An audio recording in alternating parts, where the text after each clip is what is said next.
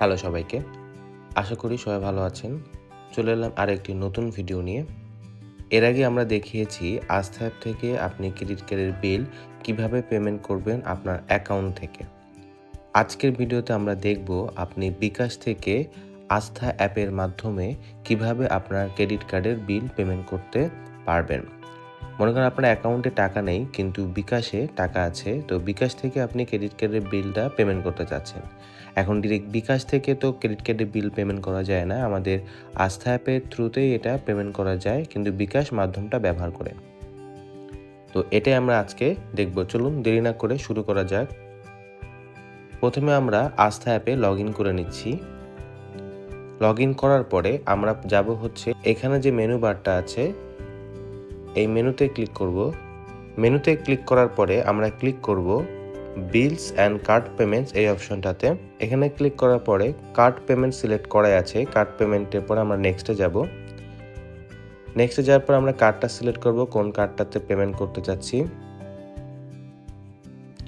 এরপরে যে from account wallet, এখান থেকে আমার যে কটা অ্যাকাউন্ট আছে আমার এখানে সবগুলো শো করবে। আমাকে সিলেক্ট করে দিতে হবে কোন অ্যাকাউন্ট থেকে আমি পেমেন্টটা করতে চাচ্ছি। এখানে দেখেন ওয়ালেট বিকাশ আছে, বিকাশটা আমি সিলেক্ট করব। এখন এখানে বেশ কয়েকটা অপশন আছে, এই অপশনগুলো নিয়ে আমি এর আগেও আলোচনা করেছি। যেমন পে মিনিমাম অ্যামাউন্ট ডিউ, যদি আমার বিল জেনারেটের পরে আমি বিলটা পেমেন্ট করতে চাই, আমি যদি শুধু মিনিমাম পেমেন্ট করতে চাই তাহলে pay minimum amount due click করলে এখানে আমার অ্যামাউন্টটা শো হয়ে যাবে। তো আমার অলরেডি মিনিমাম পেমেন্ট করা আছে, এই জন্য আমার এখানে অপশন ওপেন হচ্ছে না। এখানে যদি স্টেটমেন্ট ব্যালেন্স, মানে আমার যে স্টেটমেন্টটা জেনারেট হয়েছে সেটা যদি আমি পেমেন্ট করতে চাই, টোটালটাই, শুধু মিনিমাম পেমেন্টটা দেবো না, এ পর্যন্ত স্টেটমেন্টে আমার বিল জেনারেট যতটুকু হয়েছে পুরোটুকু দিতে চাই, তাহলে স্টেটমেন্ট ব্যালেন্স আমি সিলেক্ট করলে আমার এখানে স্টেটমেন্টের ব্যালেন্সে টোটালটা চলে আসবে। আর আমি যদি স্টেটমেন্ট ব্যালেন্স না, আজকের দিন পর্যন্ত কতটুকু ব্যবহার করেছি সেইটা যদি আমি দিতে চাই তাহলে আমার কারেন্ট আউটস্ট্যান্ডিং সিলেক্ট করতে হবে। আর আমি যদি এর বাইরের কোনো অ্যামাউন্ট দিতে চাই, যে কোনো অ্যামাউন্ট হতে পারে, সেটা আমি আদার অ্যামাউন্ট সিলেক্ট করব। এরপর আমি এখানে আমার অ্যামাউন্টটা বসিয়ে দেবো, কত টাকা আমি পেমেন্ট করতে যাচ্ছি। তবে একটা জিনিস, যে আপনি যে টাকাটাই পেমেন্ট করতে চান 1% প্রসেসিং ফি অ্যাপ্লিকেবল হবে বিকাশ থেকে পেমেন্টের জন্য। তো আমি 1000 টাকা পেমেন্ট করতে চাচ্ছি, আমি এখানে 1000 টাকা সিলেক্ট করার পরে আই এগ্রি টার্মস অ্যান্ড কন্ডিশনে ক্লিক করবো। এরপর নেক্সটে যাব। নেক্সটে যাওয়ার পরে দেখেন এখানে আবার ট্রানজ্যাকশন ফি দেখাচ্ছে 10 টাকা। তার মানে হচ্ছে আমি 1000 টাকা যদি পেমেন্ট করতে চাই তাহলে আমার ট্রানজ্যাকশন ফি 10 টাকা, মানে টোটাল 1010 টাকা খরচ হবে। এরপরে আমি কনফার্মে ক্লিক করব। কনফার্মে ক্লিক করার পরে আমি কোন বিকাশ অ্যাকাউন্ট নাম্বার থেকে পেমেন্ট করতে যাচ্ছি সেই নাম্বারটা আমাকে এখানে টাইপ করতে হবে।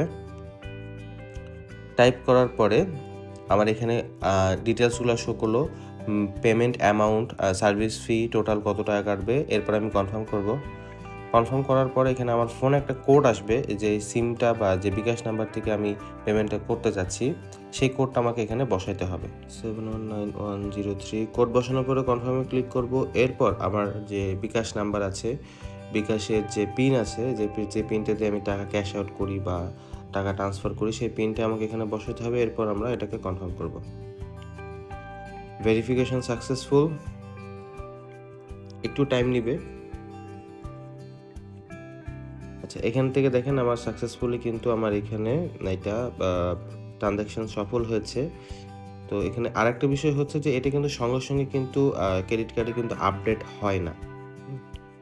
ক্রেডিট কার্ডে আপডেট হয় না। আমার এখানে যেটা ব্যালেন্স ছিল, এই যে আউটস্ট্যান্ডিং ব্যালেন্স, আউটস্ট্যান্ডিং ব্যালেন্সটা কিন্তু একদিন পরে আপডেট হবে। অ্যাভেলেবল ক্রেডিট লিমিটটা আমার সঙ্গে সঙ্গে আপডেট হয়ে যাবে। আমি যদি এখানে ক্লিক করি, স্টেটমেন্ট যদি দেখতে চাই, স্টেটমেন্টটা এখন আপডেট হয়নি, এটা একদিন পরে আপডেট হয়ে যাবে। তো এটা চিন্তার কিছু নাই, বিকাশ থেকে পেমেন্ট করলে মাঝে মাঝে 1-2 দিন লেট হয় আপডেট হতে, তো এটা আপডেট হয়ে যাবে। যদি কোনো আপডেট না হয় আমাদের টোল ফ্রি কল সেন্টার আছে, সেখানে কল দেবেন। তো দেখা হবে পরের ভিডিওতে। সবাই ভালো থাকবেন, ধন্যবাদ।